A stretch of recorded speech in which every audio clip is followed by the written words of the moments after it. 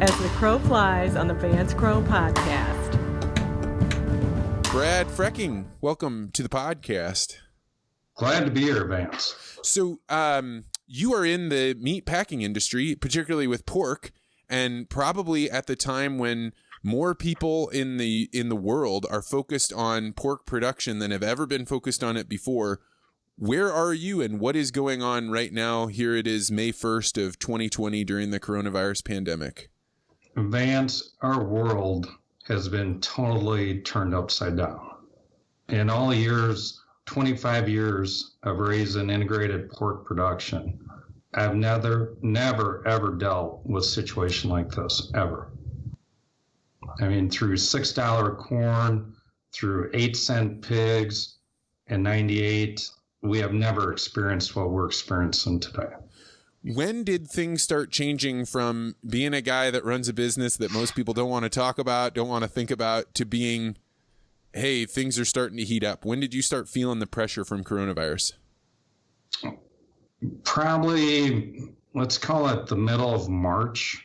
From the standpoint, we knew it was out there. We're having lockdown effects. We're deemed essential from day one because we're producing food. So from a day-to-day standpoint, nothing really changed for us. Everybody showed up for work because we're deemed essential.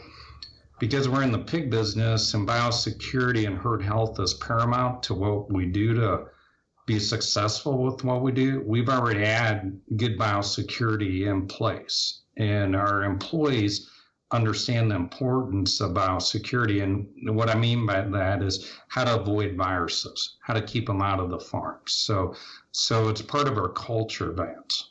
So you are a veterinarian and a part owner in a packing plant. And do you also raise hogs yourself? Yeah, we produce about 1.3 million annually. So people would call us an integrated pork producer because we have all sides of it, raising the pigs to the processing facility.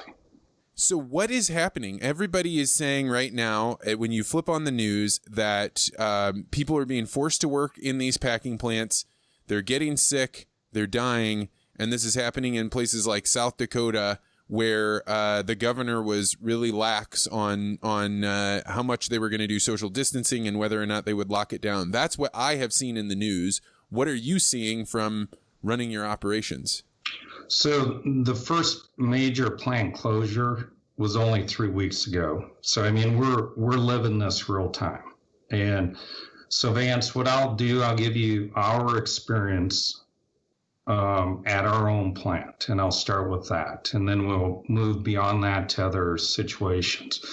So our facility is within the state of Missouri, St. Joseph, Missouri. And we did not have a positive employee until last week, Monday, as our first positive employee. And prior to that, we were doing tons of education on, hey, if you don't feel well, don't show up to work. You know, go to the doctor, getting them the PPE, the mask, the protective gear. A lot of our people are already smocked up with gloves and coats already, but getting the masks, you know, implementing those. We implemented, when you go through some of the airports, they got those thermal screeners now where it takes your temperature. So we implemented that, spread out the cafeterias. I mean, we were doing everything physically possible that we could. But on last week, Monday, not this Monday, the week before Monday, we were notified of our first positive COVID-19 employee. During the preceding few days, you know, 2 more, 3 more, that type of deal. The good thing about Advance, they were going to the doctor and getting tested.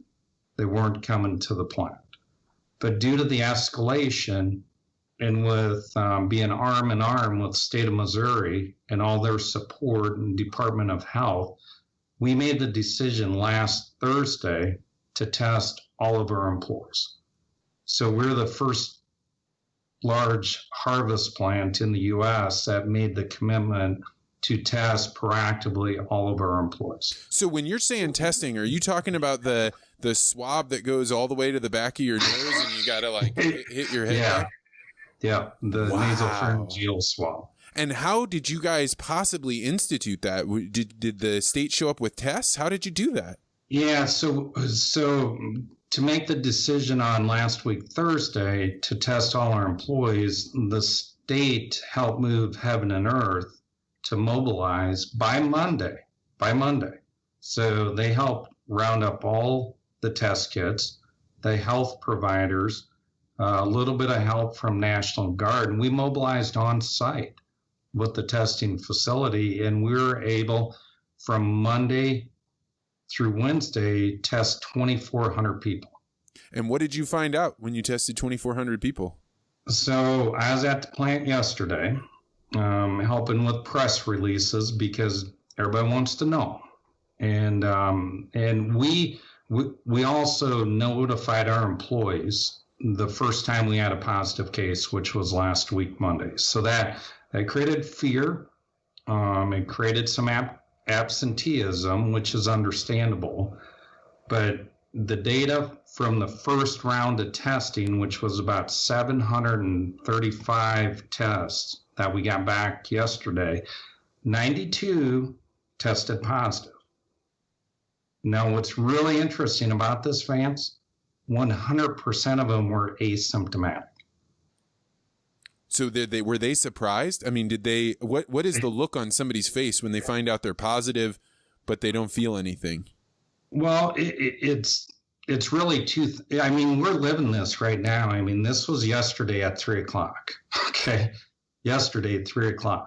And so it's taken a tremendous amount of employee education, but there's probably two responses, because once we found out they're positive, we sent them home with masks, gloves, hand sanitizer, because they'll need to go into seven-day quarantine from the time they test them and say, hey, you need to quarantine and be careful, but here's some masks to protect your loved ones, your families, in case you're still shedding the virus. So the other side of it is, shit, I got it. I don't feel anything. I'm good to go. I don't have to worry about this anymore because it's asymptomatic. Yeah, really big relief. Yeah, huge relief. A big relief. So you kind of got both sides of it. You got the employee that, maybe is living with 80-year-old parents or grandparents that are like, man, I got to be really careful. And you may have somebody else that's going, I've had this. No big deal. So tell me about your workforce. Who's been coming into your work for years? How long have you developed this workforce? How easy is it to replace if they don't show up for work? Well, what happens, and this is part of our food supply situation that we're dealing with today. So if we have absenteeism, we cannot run at our normal rates. We can't harvest the same number of pigs per day. So with less people, we slow everything down and we're really producing less food. So normally we're harvesting around 21,000 a day. Wow. And we're currently at 13,000. What does this do to the amount of pork available, right? I've heard people talk about that we have a certain number of days that are, meat's already frozen and we're taken care of, but when does bringing that much production down? So I want to talk about that misnomer.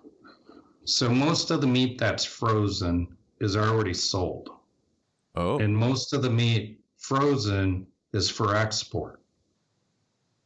The only thing we freeze is some ribs and tenderloins that we save for the spring grilling. Otherwise, all that meat that you see in the frozen stocks, all that's already sold. So what does this mean for meat storage then? Like, how long can you go where you're producing less than your capacity and it starts showing up in grocery stores? Today. Nobody's saying this. I have not heard this anywhere. I know, because when you think about the retail, the grocery stores, it's all fresh. There's very little frozen pork. ever in that grocery store. That supply chain is about 72 to 96 hours for freshness. What? Yes. Yeah. So, okay. So what are you seeing show up in the grocery stores? Are you hearing right now, like, are you selling pork for the same price you were? How is all this working with pricing? So you ready to go? A little bit of history here, Vance. So the pork cutout, which is the value of all the pieces of the carcass, it's called the pork cutout value, just like boxed beef value. Okay. So we were clicking along at about $80 for that value. And $80 is okay. It's not great money. You're not making a lot of money, but you're okay. When COVID hit and retail shut down, that value went to $50. Just crashed because of food service shut down. And our industry is heavily dependent on food service because of further processing, bacon, hams, and sausages, which are highly consumed within food service. Unlike beef, a steak is steak. It doesn't matter if it goes in retail or to the restaurant. A hamburger is hamburger and a roast is a roast. They don't further process beef. So that's why we crashed from 80 to 50. So, and that was about 2 weeks ago. We were at 50 cents. Okay. Yesterday, the pork cutout hit up over 100. Yes. So does that mean that if you can produce pigs that you're doing pretty well now then, if you're producing pork? If we can produce, the problem is we got all these pigs in supply chain. I can't put them out on pasture. We're not the cattle industry. We're not the dairy industry where you can dry off a cow. If you don't want to dump milk, dry her off.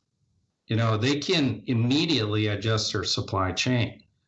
Our problem is we have 11 months of work in progress. Explain what that means for people that aren't familiar with livestock or agriculture. What does it take to get a pig all the way up to processing? So by the time you breed that pig, that sow or gilt, it'll take about 4 months for her to farrow. And then the babies will be on the mama for about 3.5 weeks. And then it's about another 6 months for them to reach market weight. So that's why we talk about 10.5 to 11 months of work in progress. And so now at $100 per or above, what's going on in your plant right now? You have people that are testing positive. It's a time to make money. There's not much storage going on in the grocery stores. So what does this all equal for you and your workers? So by voluntarily testing our workforce, what we're trying to do is create a sense of comfort for them to feel comfortable coming to work. And so the positives, we identify them and quarantine them at home for 7 days, and then they can come back. So it's all about making our employees feel safe. And that's really the goal, because there's so much misinformation about this virus and its true impact on people. What is the misinformation that you're having to combat on with your workers or kind of in general? Well, if you listen to any news station, the majority of them, you're going to die if you get it. And that's the problem. And the data is flawed, Vance, on the mortality rates, because they're putting it all against people that test positive. Okay. So I just shared with you, out of this massive screening of 2,400 people, I don't have all the data yet, but the first third of the data says that 90% of people are asymptomatic. Okay. So if you start doing this math and you extrapolate it out, the mortality rate of this virus is probably like 0.1, 0.2. That's it. It's seasonal flu. That's all it is. You're not allowed to say that. People get mad at you saying that. I'm giving you data. The data is just rolling at us this week because we're finally testing large populations of employees. And I'll give you a couple other case in points that are out there in the public domain. Remember the aircraft carrier where they all got sick and created a lot of hoopla? Well, out of those 5,000 people, sailors on that ship, 994 tested positive. One died, Vance, because he had significant asthma. That equates to a mortality rate of 0.1, which is less than the seasonal flu. Okay. There's 2 other prison systems where they've tested the entire population. In both those situations, once again, of the people testing positive, 90+% are asymptomatic. Didn't even know they had it, which equates to our data.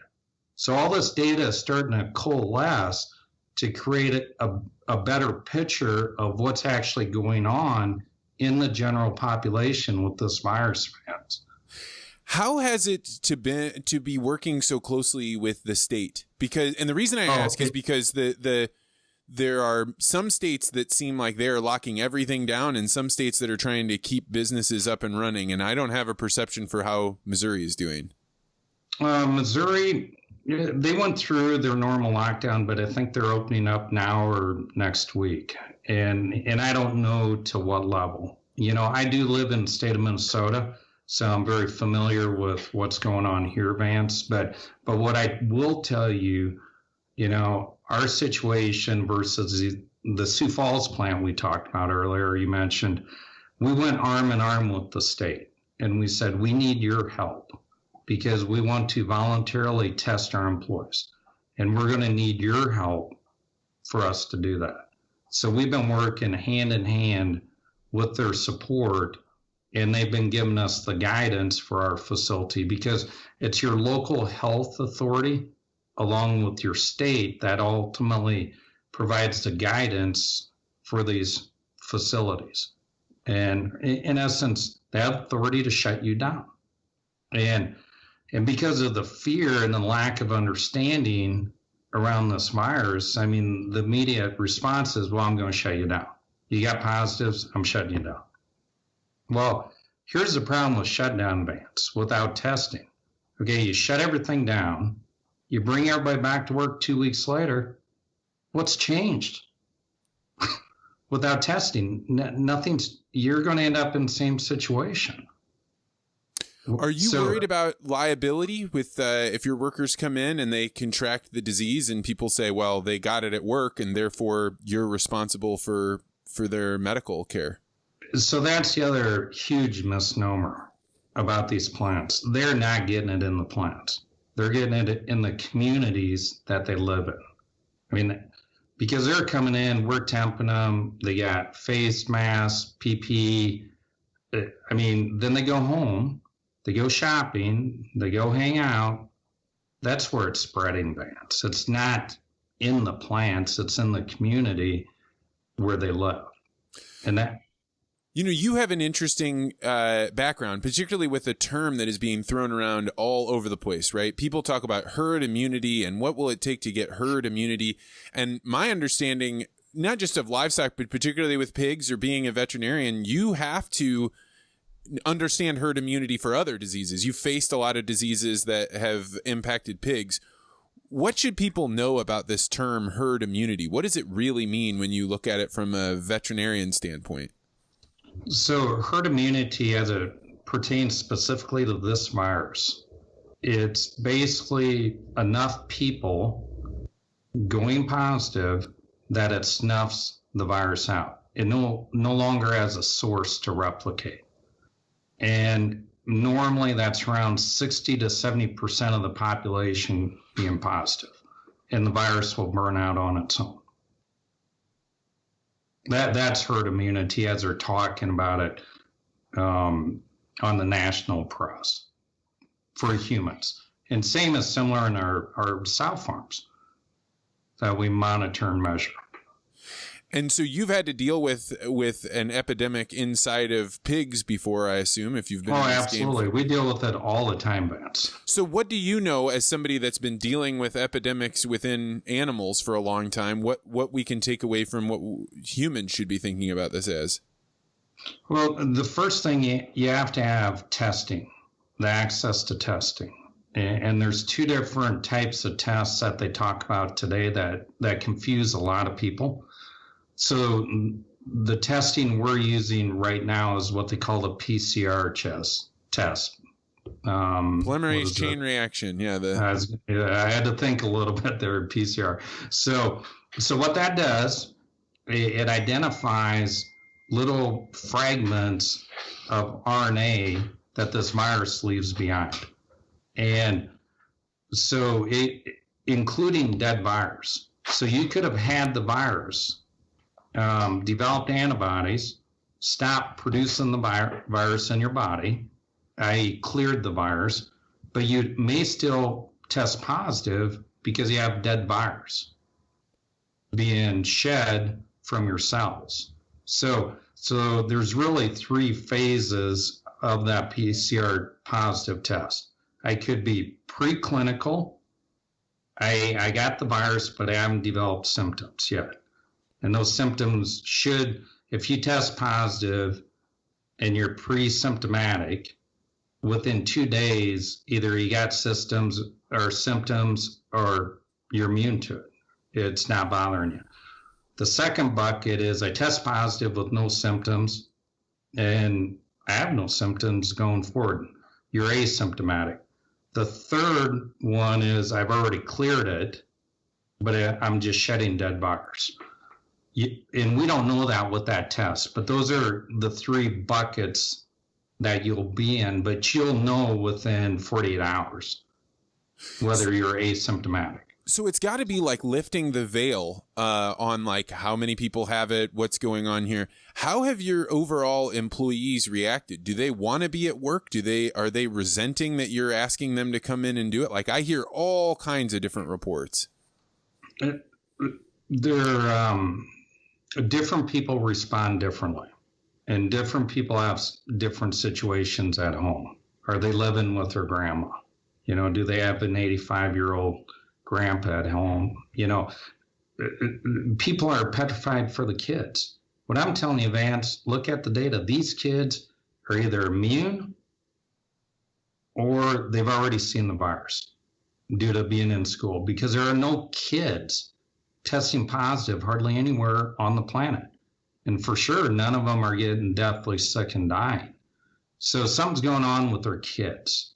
Either the virus doesn't affect them or they're already immune to it, because the common cold, part of that complex is 4 coronaviruses that continue to circulate. So maybe those coronaviruses are providing the kids with immunity.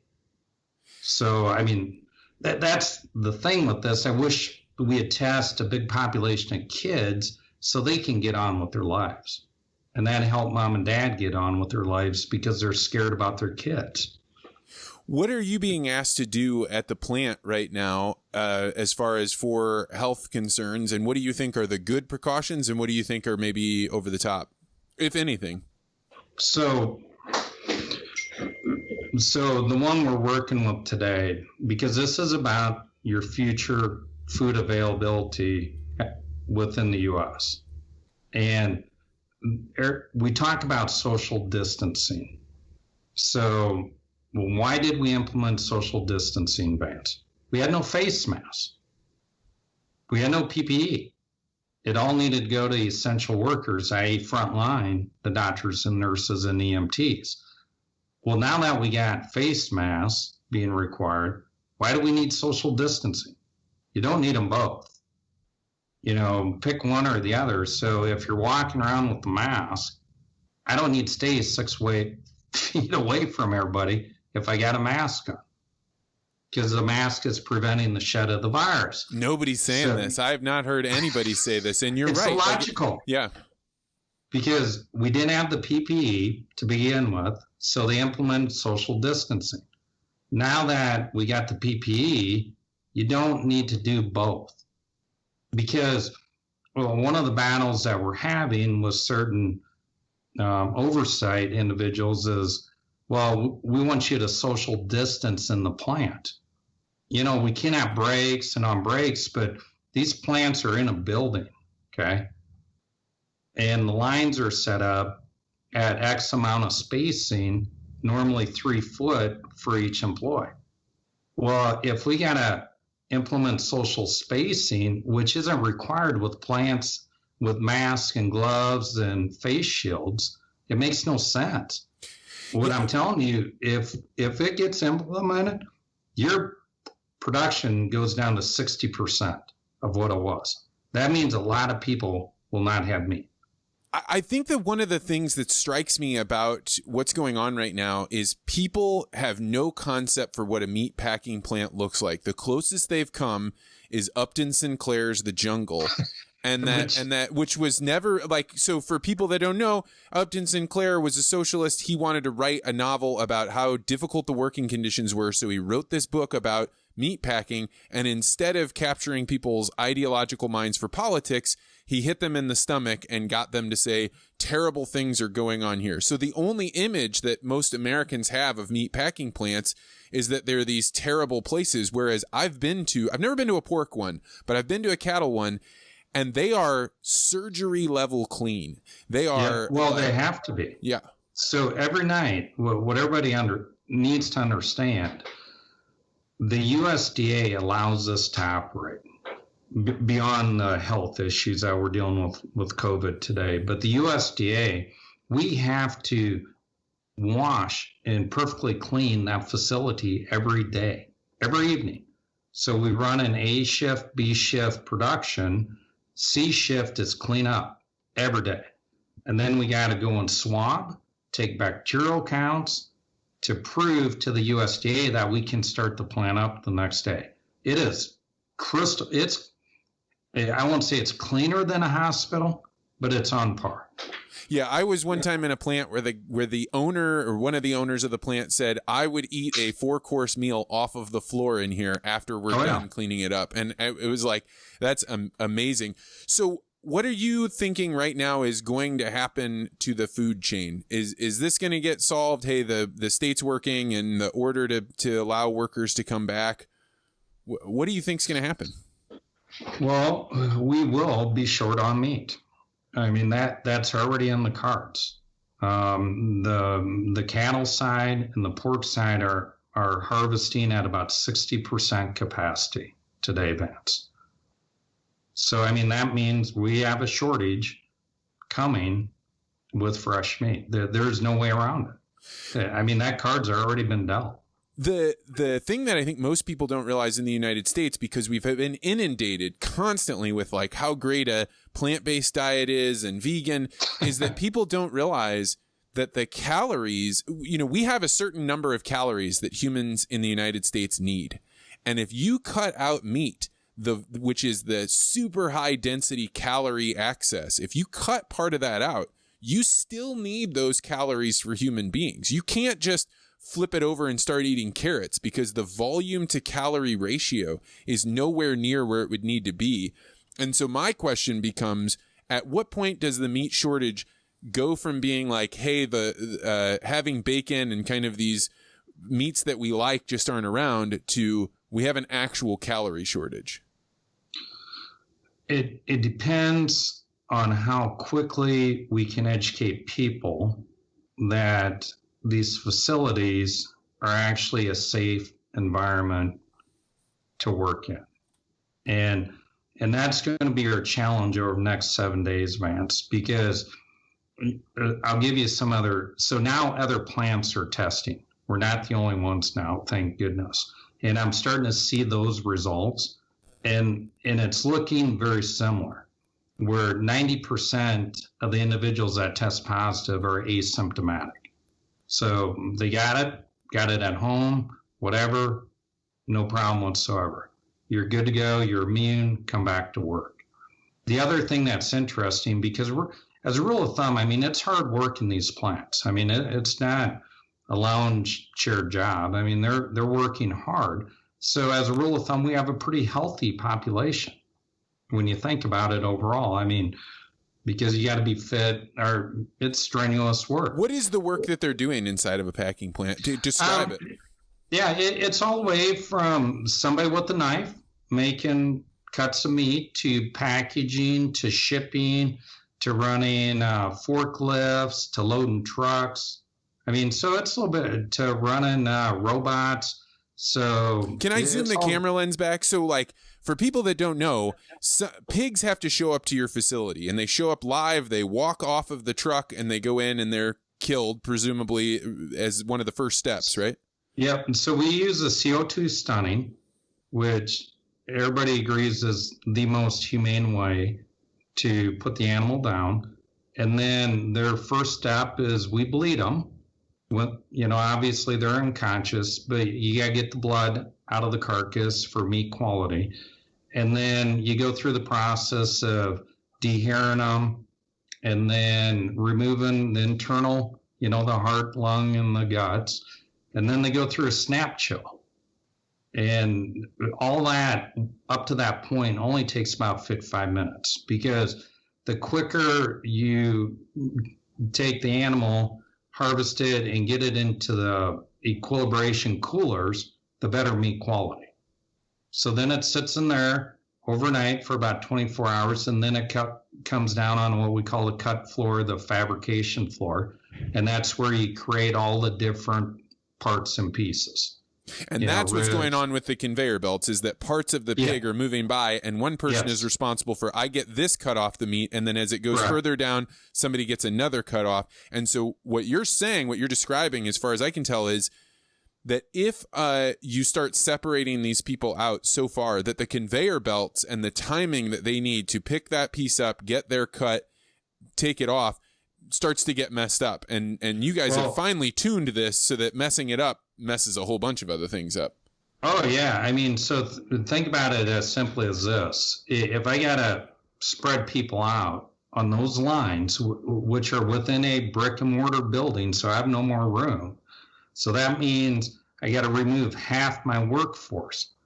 So instead of running at 1,400 carcasses per hour, I'm down to 700. I'm at 50% capacity. And that's what you're going to tell me, that this country is going to produce meat at 50% the historical capacity? Well, and that's a problem, Vance. Yeah, and especially when we got masks and all the protective gear for our employees now. We don't need that social distancing. We started that politically because we didn't have the equipment. Now that we got the PPE, we don't need the social distancing. That just makes common sense. I think people right now are struggling. Many of them are sitting at home and they want to do good and they want to support good. And the only side that they're hearing is that these evil meat packers are going to force people at gunpoint or through some sort of military order that they have to go back to work. And so they are sitting at their computer saying, hey, I want to support these workers that are being forced to work. How do you think they should perceive this, or what would be another angle for them to understand what's going on, besides just the fact that meat is going to go up? So point number one, they're not forced to work.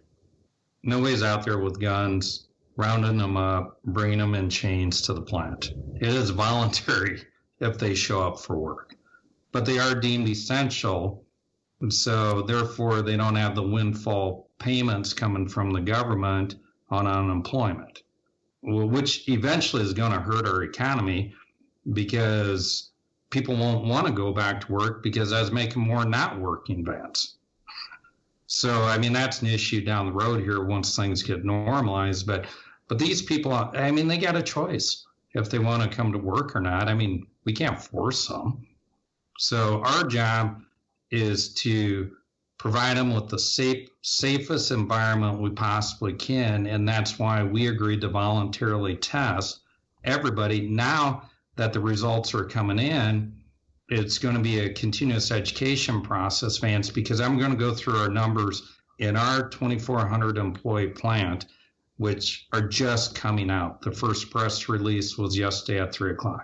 So what we've seen is only 1.5% of all of our employees have seen clinical signs and went to the doctor and got tested positive. So 1.5% of all our employees actually had symptomatic signs, okay? Of that 1.5%, only 3 of those people ended up in the hospital, okay? With mild symptoms to COVID. 2 of them are released, and the third one I think is being released today. Nobody's dying. And would that have happened during the flu season? Would you have had a couple? It would have been worse. Really? It probably would have been worse. Or as worse. So if you were asking the public right now that's hearing you talk about this, and they say, okay, I take what Brad is saying seriously, and I want to help. What do you think they should be doing to help? Should they be running out and stacking up pork and bacon or calling their senator, or what should they do? Well, number one is probably calling their legislators and say, hey, you need to help support these guys with their testing and help educate the public with truth, not the stuff that's coming out of the East Coast. I mean, these are the first big population centers to be tested, or workforces to be tested except for the U.S. carrier. Now you got the destroyer in prisons. This is GQ working public being mass tested. Okay. And I think this will become potentially a protocol for other large employers to use on a go-forward basis. Somehow, somewhere, Vance, testing will be part, I think, of your ongoing processes for your employees to reopen the economy, if you have a large confined workforce. Brad, you're a seasoned guy. You've been around for a while. You're a little bit older on the age gradient. Are you worried about getting the disease? No. Why not? I think I already have it. Really? Had it. My boys, I think 2 of my sons had it. That's why I'm waiting for the ELISA, or the serology test, which is the antibody test everybody keeps talking about. That'll tell you if you've had it. My son Thomas got sick in December. Took him to the hospital. They said, well, you got a virus. It's not influenza. And he's a wrestler. So look at them kids grappling. I mean, oh, yeah, I do jujitsu. Like, it's like you are sharing sweat and spit and everything else with these guys.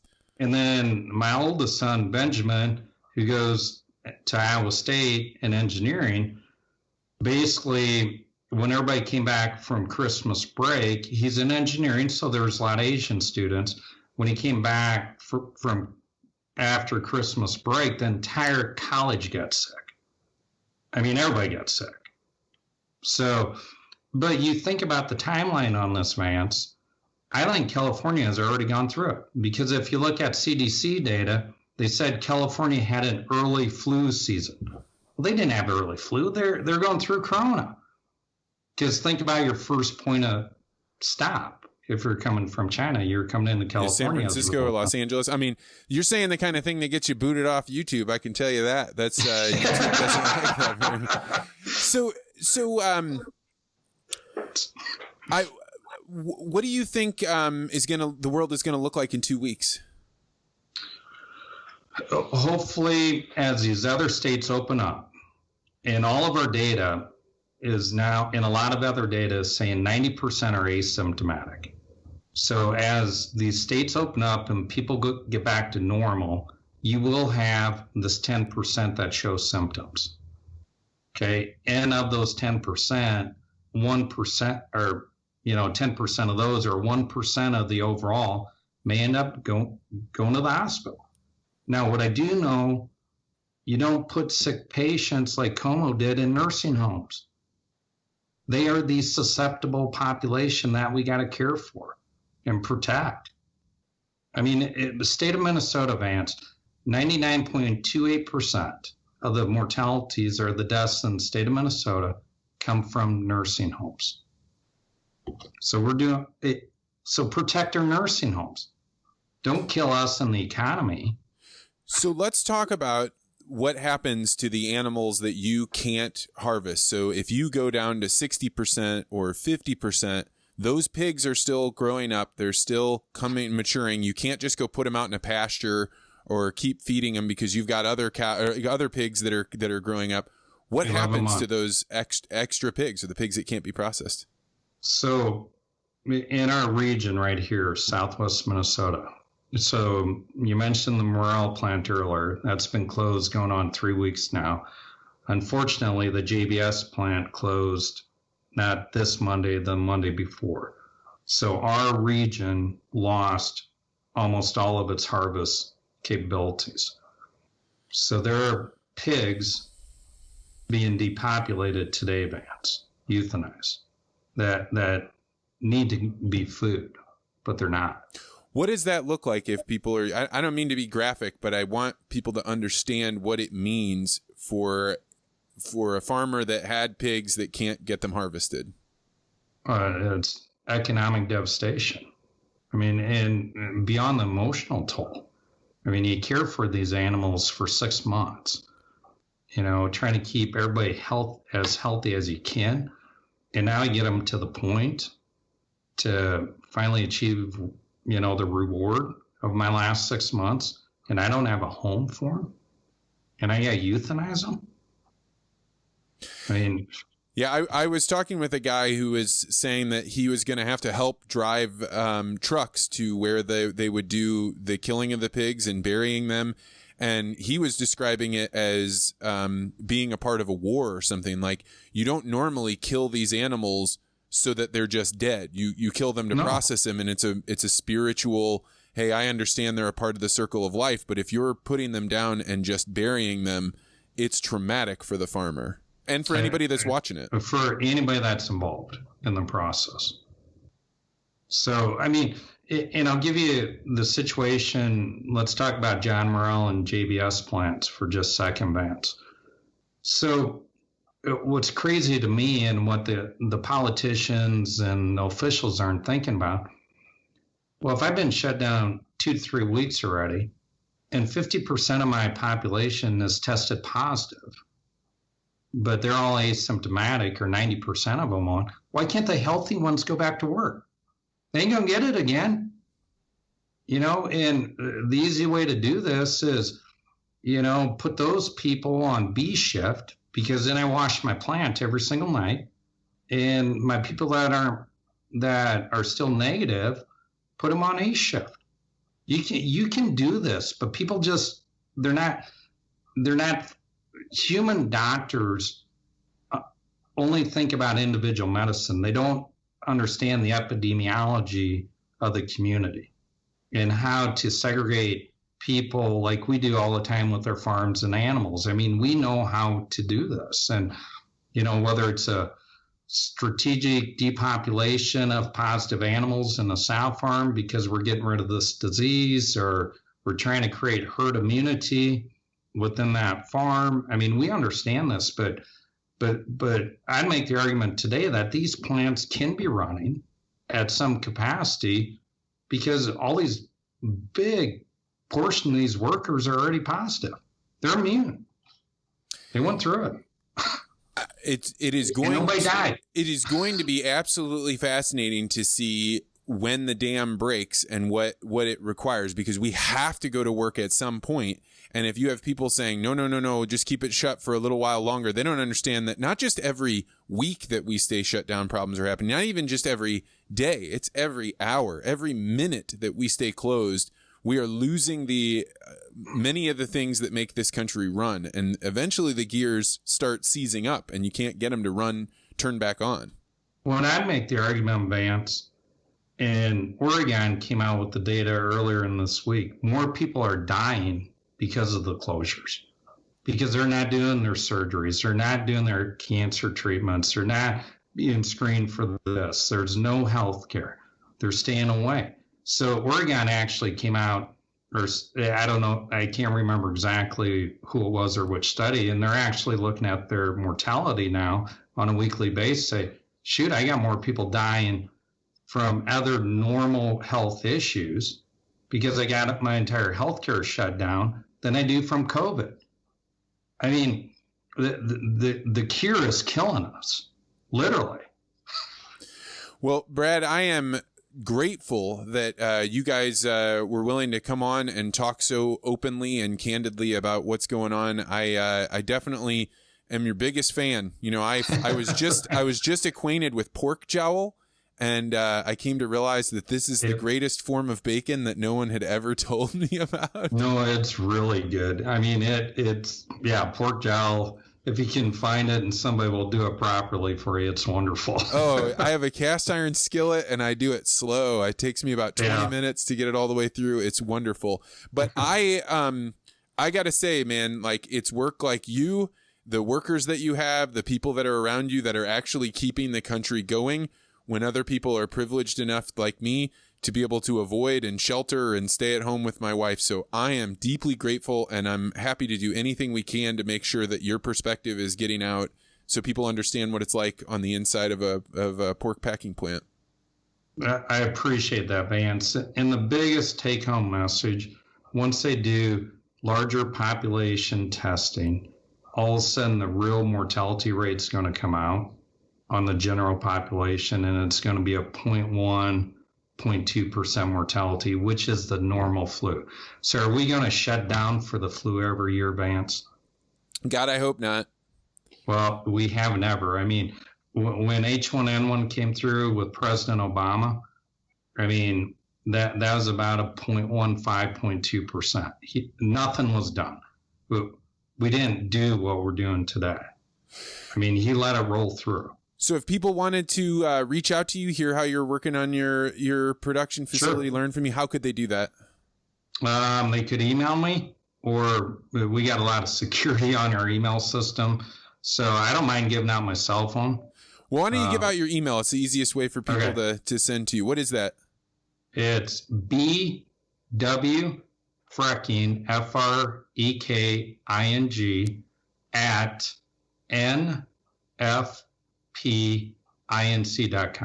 I will put that in the show notes so anybody can grab it. Brad, thank you so much. I know you got a busy day of work ahead of you. Thanks for hopping on here. And come back in a couple weeks and let me know how things have turned out. Be love to give you an update. Great. Thanks so much, Brad. All right. Take care.